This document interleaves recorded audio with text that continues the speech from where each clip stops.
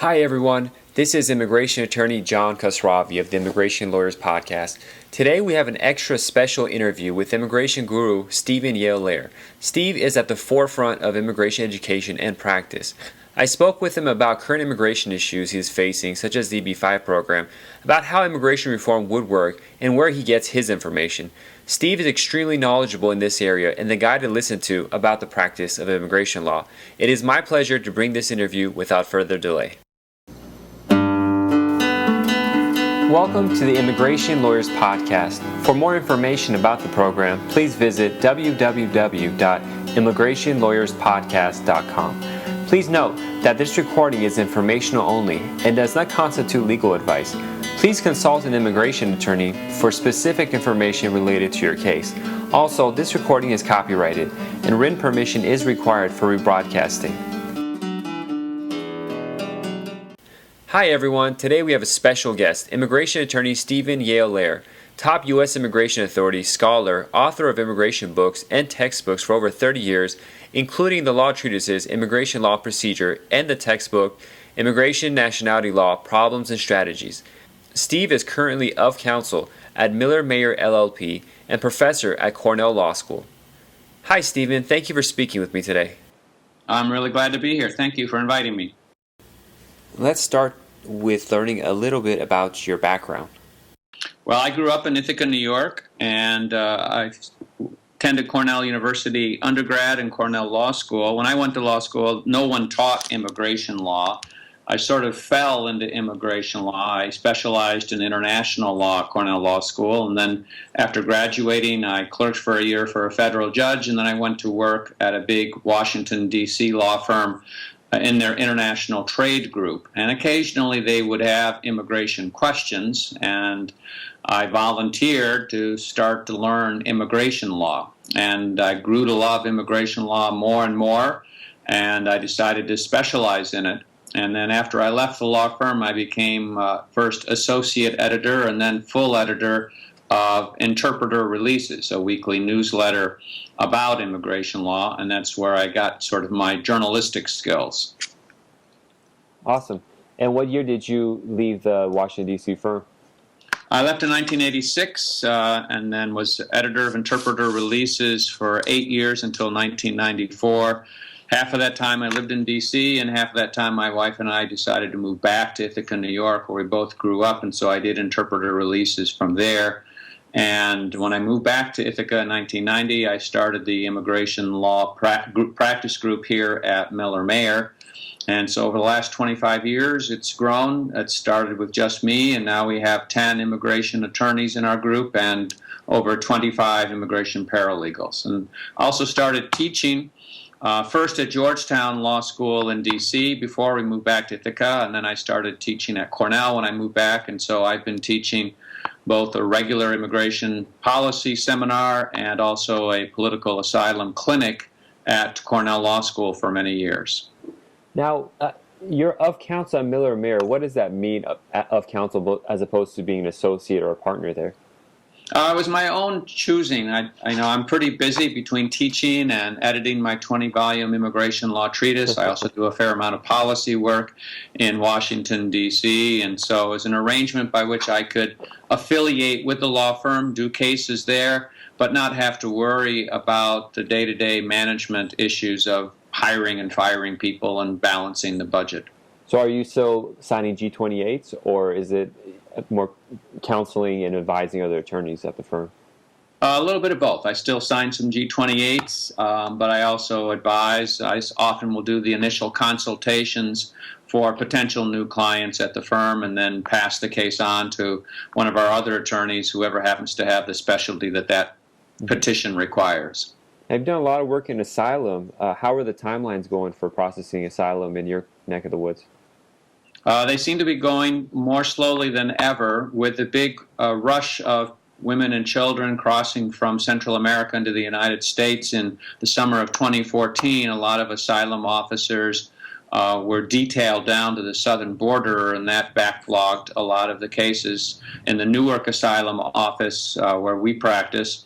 In addition, through our asylum clinic at Cornell Law School, we handle a lot of BIA, Board of Immigration Appeals cases on behalf of detained immigrants, and those are around the country.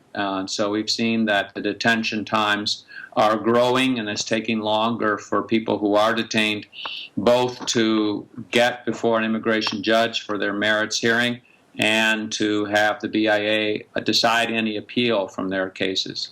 Yeah, the backlog in asylum, especially affirmative asylum cases, has been a problem for my practice because, you get a client now and then an interview doesn't happen with USCIS for another 2 years or 3 years sometimes even. So the clients get antsy and really paranoid and really distraught. So it's not exactly the type of practice I want to.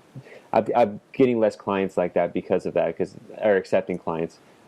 Same with EB-5. I know you have a business law practice as well. How are your EB-5 timelines? Have you had lucky ones that happen in 3 to 6 months, or are they going the year?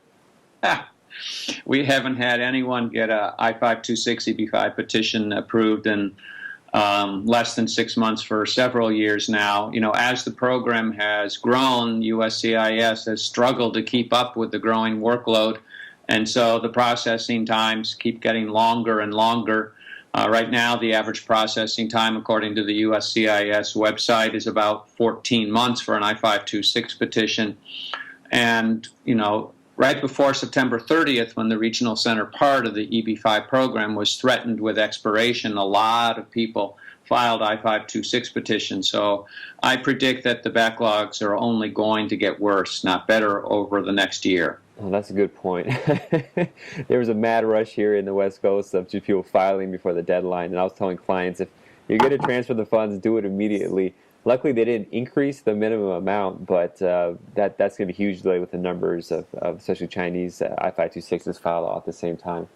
How's your EB-5 practice been going? Have you been dealing with constantly weird issues coming in RFEs or from USCIS, or is it how are you handling those? We represent all different aspects of the EB-5 experience. We represent project developers as well as regional center as well as investors. And so we see all sides of the EB-5 program. My colleague Carolyn Lee is co-chair of the AILA EB-5 committee. I used to co-chair that committee myself, and I also set up IIUSA, Invest in the USA, which is a trade association of EB-5 regional centers. So we're intimately involved with all aspects of the EB-5 program. And you always see, new trends emerging. For example, this past summer, the USCIS decided on its own that it did not like third-party loans from, say, parents to children, and so they started issuing more requests for evidence on those kinds of cases. Those have been difficult. There's always issues if a project has a tenant occupancy issue. So every project, every investor has its unique set of challenges, but we've been able to be pretty successful, nevertheless, in our EB-5 practice. Yeah, I've actually got that the RFE on a parent gifting the money to a child. They wanted much more documentation of the father's income, and eventually it works out, but it's just it adds so much time to respond to an RFE when things are taking so long already. And sometimes, like I deal with Iranian clients, and there's no OFAC license requirement for money from Iran for EB-5 and E2 purposes, but we'll get the RFE every once in a while, and we have to remind them that's not necessary and cite the CFR section on it. It's really annoying getting these kind of problems, and when you get that RFE in the mail, it's really disheartening. So how much of your time is, you teach, you write, but when it comes to the practice, how much of it is family and asylum, how much is business-based, or is it a 50-50 split? In our practice here at Miller-Mayer, the overall group does about, I'd say, 80% business employment and 10 or 20% family and asylum law. My own practice, I do more one-off sort of complex cases, so it's a mixture. I do expert witness testimony on complicated cases. I'll handle some pro bono asylum cases through the firm, apart from the political asylum clinic I run at the law school. But I'd say at least half of my practice is probably, EB-5 related right now. Mm-hmm. I'm going to switch topics a little bit because I'm actually writing a how-to book on doing a marriage-based green card application. And I never, I thought writing a book was hard, but I didn't realize how much thought and planning and changing and redos are required. How do you find the time to work on so many big books? And how do you schedule that? Do you wake up in the morning, first things first, do a couple of pages of that, then get to other stuff? Or do you have any format that you do the writing? No, it's hard. I have a lot of lists, so I keep track of what's due when. I'm fortunate to have some law students at Cornell and elsewhere who help me on the treatise, so I'll supervise them. They may do the first draft of an update on a particular section. But it is hard to juggle everything. You just sort of get used to figuring out what needs to get done and how long it's likely to take, and do the best that you can in whatever time you have. Mm-hmm. Now, do you use any technology or anything like that in your practice, or for your time management, or getting more information? Those are sort of separate questions, but certainly in terms of information, I do everything now electronically in terms of searching the internet. AILA has a very good website. My treatise is published by Lexis, so I get all of the immigration information through Lexis. In addition, somewhat related to Lexis, Dan Kowalski publishes a daily online publication called Bender's Immigration Bulletin Daily Edition that has the latest information on immigration. I'm on various lists ranging from immigration professors listserv to business listservs to asylum listservs. And so, when I see something new or interesting, I try to file it electronically immediately in the right category, so that, a couple of months later, if I need to update a particular section of the treatise, I'll know where to find everything that I'm looking for. In terms of practice management at our law firm, we have developed our own in-house case management system through the Access database, which is sort of like a supersized version of Excel. Mm-hmm. We have an in-house IT team that keeps us on track of all of our cases, will send us reminders when, RFE replies are due, or when someone needs to file for naturalization. And it really helps us a lot in terms of managing the thousands of cases that we have in our practice. Interesting. And you said you take on more of the novel kind of cases that have like larger or specific kinds of issues. What kind of cases are you working on that have maybe weird issues or things that are difficult to work on? What kind of cases do you have right now? Right now, for example, I just finished a case involving a J visa holder and whether he really was qualified for the J visa because there were some issues that were potentially consequential for tax purposes if he was not in the J category. We've got an asylum case going on right now involving someone who is from Zimbabwe, and we just filed the asylum application on his behalf. We have a lot of EB-5 cases. We were very busy before September 30th, and now with the extension of the EB-5 program through December 11th as part of the continuing resolution budget authority, people are gearing up for the second rush of applications for that. So, we're advising clients on how to think about potential substantive changes to the EB-5 program. For example, if they start a project now and half of their investors are at the $500,000 level, and then Congress changes the program so that the new minimum investment amount might be, say, $800,000, how do they deal with that in the private placement memorandum so that they can deal with some investors at the lower level and some investors at the higher level? Mm-hmm. Wow, the EB-5 practice is like ever-changing. I get younger attorneys who call me up asking what book they can go to learn about EB-5, and I said, well, there are a couple of books on there and they're good, but sometimes I think nobody knows exactly what the rules are, even USCIS, because they're changing and they're so subjective. It's just a big hassle. In line with that difficulties, what do you think needs to change, or what areas do you give you the biggest problems with regards to USCIS or CBP and the whole bureaucracy of immigration? I think the problems are long-standing. Part of it is the multiplicity of agencies. Before the 9/11 terror attacks, you had one immigration agency, the Immigration and Naturalization Service. Now you have three agencies within the Department of Homeland Security, one that's benefits-oriented, USCIS, and then two that are enforcement-oriented. And sometimes the three agencies don't seem to talk to each other well enough so that advice that you get from one agency on what to do in a particular situation may not be followed by one of the other agencies. That's a long-standing problem, and the American Immigration Lawyers Association tries to have liaison meetings to coordinate responses, but it's still fairly difficult. Another problem is simply that the agencies, being federal government agencies, can't really be proactive in anticipating workload. So, for example, in the EB-5 context, it's very hard to hire new adjudicators, and it takes a while to train them. And so it's only after people have filed a lot of petitions that they get overwhelmed that they're able to hire new adjudicators. So they're always behind, not just in the EB-5 program, but in adjudications generally. And then as different kinds of petitions ebb and flow, it's hard for an agency to adjust. So, for example, you get a rush of H-1B petitions every early April, and so you need to have more people do those cases then, but then later in the year, the number of H-1B cases declines. So those are challenges for any agency. It's not just immigration. So I'm not faulting the immigration agencies, but it's hard to handle a huge, complex system like immigration and do it efficiently.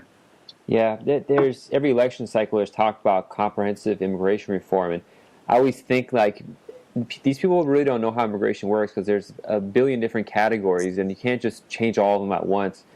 Fortunately, it seems like it has to be piecemeal and just fixing pieces of it, but that always makes things more complex when you're changing one piece that interacts with another piece. So I have no idea. Do you have any ideas, or have you written about reforms, how reforms will be possible, or is it one of those things that you got to throw the whole thing out and restart over?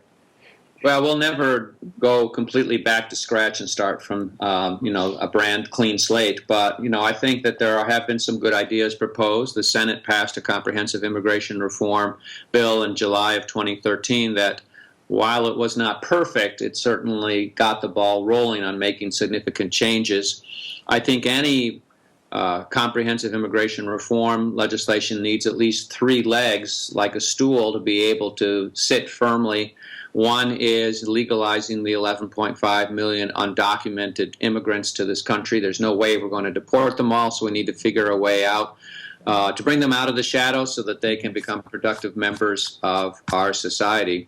A second leg is figuring out what to do on employer sanctions and enforcement generally, so that people are coming in legally and not illegally. So we try to prevent another huge group of undocumented immigrants, a decade or 2 decades from now. And a third part of the immigration equation for comprehensive immigration reform is what is called in D.C. as future flows, trying to figure out what kinds of workers and family members we need in the future, and having the correct kind of numbers and categories available so that people who do want to come here to work or to be with their loved ones can come relatively efficiently. So I think any comprehensive immigration reform legislation has to contain those three components to be effective. Other countries have tried different things. Canada and Australia and the UK, for example, have points systems, which means that they can tinker with their point system and say, well, 1 year we need more computer programmers, so we'll give more points for someone who's got that experience, as opposed to the next year maybe they say we need more nannies for the people, childcare purposes. That requires sort of delegating a lot more authority to the immigration agencies in those countries to manage the immigration process, as opposed to leaving it with the legislature.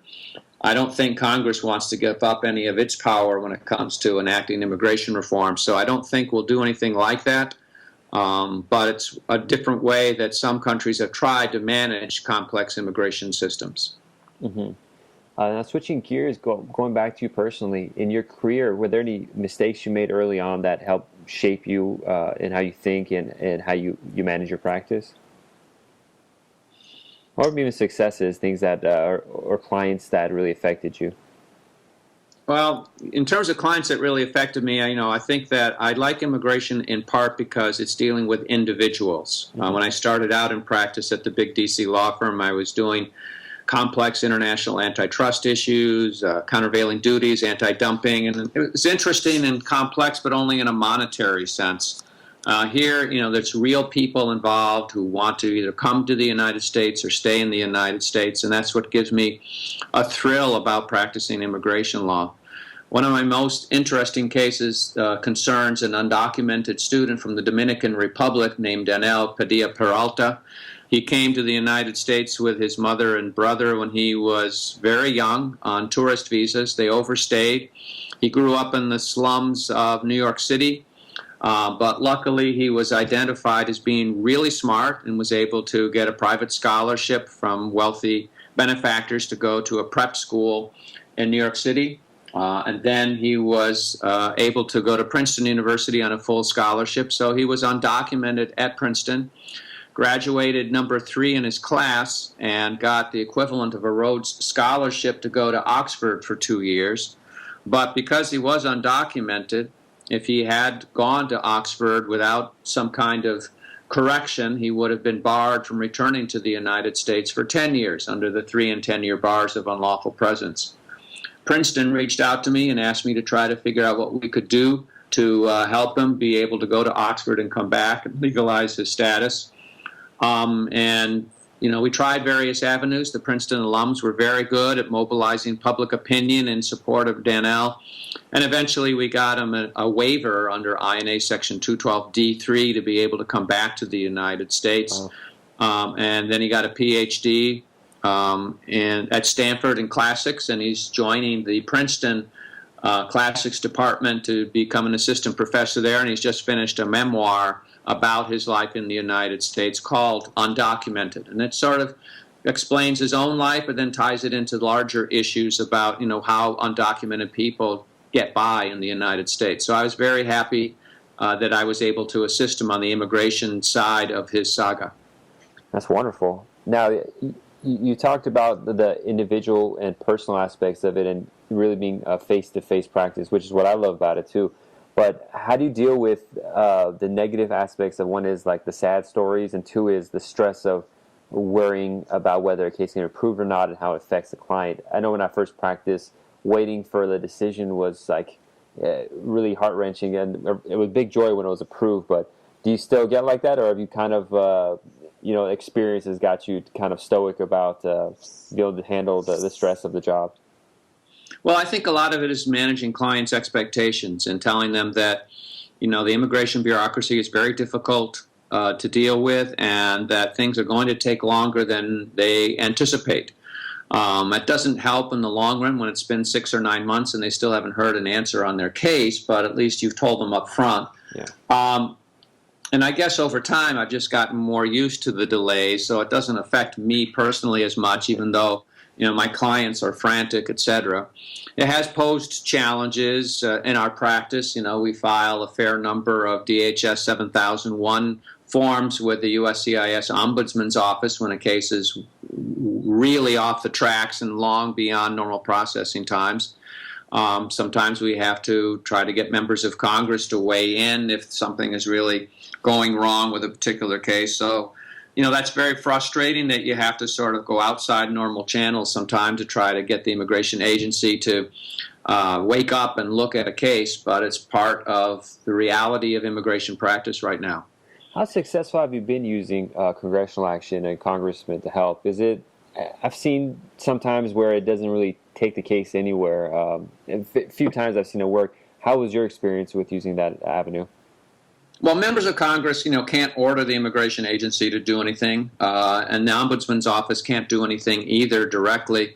What I analogize it to is drips of water on a rock. No one drip of water, whether it's the Ombudsman's office or my email inquiries or a member of Congress's inquiry by itself is going to get a case decided. But if there are enough drips of water, eventually it can crack the rock so you get through to a decision. So it's not a panacea, and I tell clients that, but sometimes if there are no other options, you have to sort of do everything that you can, and so those are some of the things that you can try. Wonderful. Well, we're near the end of the interview. Is there anything else you want to leave us with? No, I think that people should not be discouraged from entering immigration law. I really love the practice because I think you are dealing with people and helping them immigrate to the United States or stay here. I think that the United States is unique in being able to attract immigrants from around the world, and it's one of the reasons why I've been so successful. So I'm glad that I can play a small part in helping new immigrants come and other immigrants to stay in the United States, and I hope that more and more people become immigration lawyers. Wonderful. I'm the same, but I do an EB1 case, and the level of talent I'm dealing with is always exciting. And even when I deal with people who came in illegally, like I have one client who was telling me about the story of how he passed through from Guatemala through Mexico to here, and it's the most difficult obstacle course in life that you can go through is going through that passage with all the risks that's involved. And I can't imagine a stronger person I want to be living in America and working here than a person who went through that difficulty just to get here, as opposed to just simply being born here and be given a lot of the opportunities that we're given here.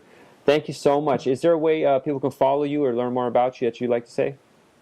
Sure, they can always email me through my Cornell address. It's S as in Sam, W as in water, Y as in yo-yo, then the number 1 at cornell.edu. I'm also on Twitter at Yale-Loehr. That's all one word, SYALELOEHR. I'm also on Facebook. So you can get a hold of me a variety of ways, and I welcome inquiries from immigration lawyers or others. Thank you. I can vouch for that. A couple years ago, I emailed you out of the blue, and you immediately responded and helped me out, and I much appreciate it for all your help. Sure. Thanks so much, Steve. Have a great one. Thank you. Bye-bye. Bye-bye. Thank you for listening. To learn more about this program, please visit www.immigrationlawyerspodcast.com. Also, attorneys can visit www.immigrationlawyerslistserv.com to learn more about special listservs for immigration lawyers that provide forums to discuss professional questions and issues and exchange information with other practitioners from across the globe.